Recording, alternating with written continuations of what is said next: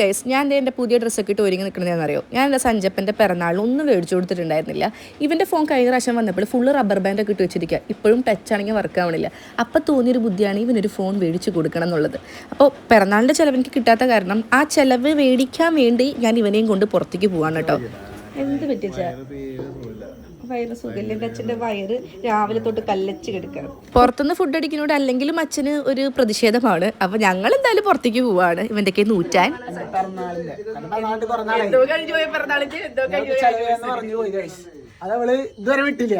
ഞാനിപ്പോ ഹോട്ടലിന്റെ പുറത്തേക്ക് അമ്മ എന്നോട് ഇവരെ മുന്നിൽ വെച്ച് ചോദിക്കുക, ഇപ്പോഴാണോ സർപ്രൈസ് കൊടുക്കണേന്ന്. കണ്ണുരുട്ടി പേടിപ്പിച്ച് അമ്മനെ അവിടെ നിന്ന് ഓടിച്ചു ഗൈസ്.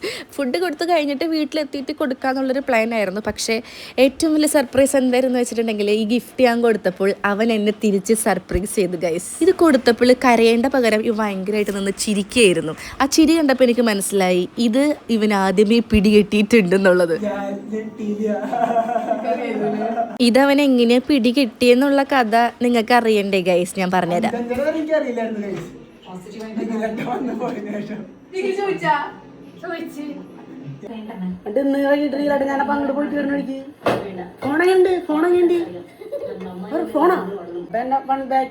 ഞാൻ മാറിയിട്ട് ഞങ്ങൾ തിരിഞ്ഞു വന്നു.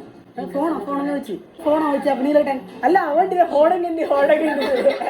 ആക്ച്വലി മിസ്റ്റേക്ക് പറ്റിയത് എനിക്കാണ് കേട്ടോ. ഈ ഫോൺ മേടിച്ചൊക്കെ തന്നത് എനിക്ക് നിഖിലായിരുന്നു. പക്ഷെ നിഖിലിനോട് ഞാൻ പറഞ്ഞിട്ടുണ്ടായിരുന്നില്ല ഇത് ഞാൻ അവന് സർപ്രൈസ് ആയിട്ട് കൊടുക്കാൻ പോവാണെന്ന്.